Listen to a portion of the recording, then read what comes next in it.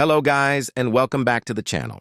In today's video, I'm going to show you step by step how to deactivate your X account quickly and easily. So without wasting any time, let's get started. First, go to the App Store and in the search bar type X. Make sure that the app is updated to the latest version. Once you have updated the app, simply open X. Then tap on your profile in the top right corner of the screen.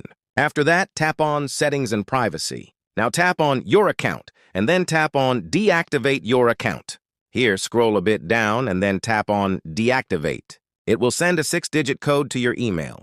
You can simply type it here, and then your account will be deactivated. So if this video helped you, make sure to like and subscribe for more. Until next time, see you soon.